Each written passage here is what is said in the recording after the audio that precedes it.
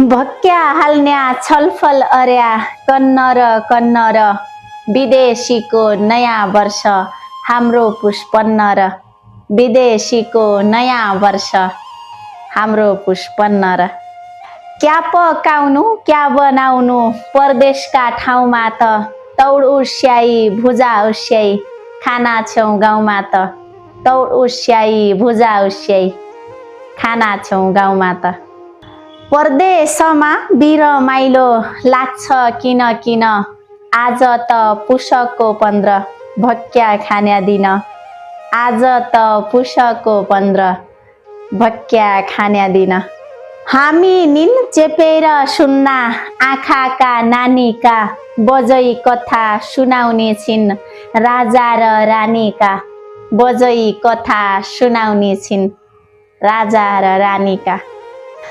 गोरु बाख्रा लैजाना थियौँ तौडखनी आउना छौँ एक्ले बाती हाल्यापछि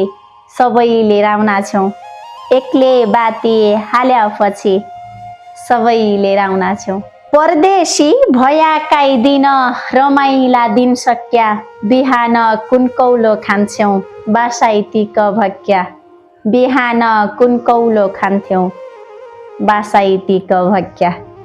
निको निको परिकार 15 का रातको घर भ्यात खाइहाल्ला हुँ आमाका हातको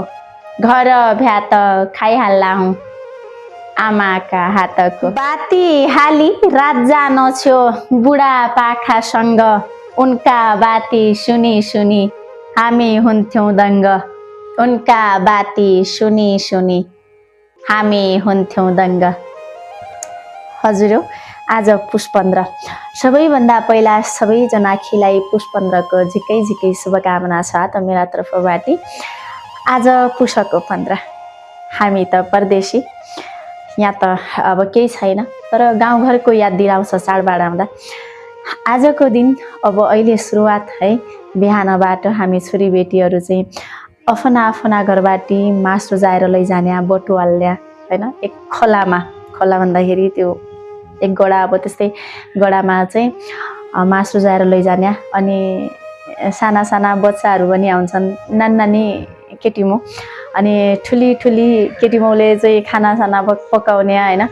सबैले आफ्ना आफ्ना घरबाट मासु जाएर ल्याए हुन्छन् त्यो मासु पिन्ने बटु हाल्ने अनि त्यसै गरी चाहिँ आजको दिनमा चाहिँ तौड खन्न जाने फेरि साँझतिर गुरु बाख्रा लैजायो ल अब तौड खनेर ल्याउनु पर्छ छायाबाट भन्ने तौड खनेर ल्याउने साँझ तौड उस्याउने पूजा उस्याउने अनि पिँढी पनि उस्याउने चाहिँ हाम्रातिर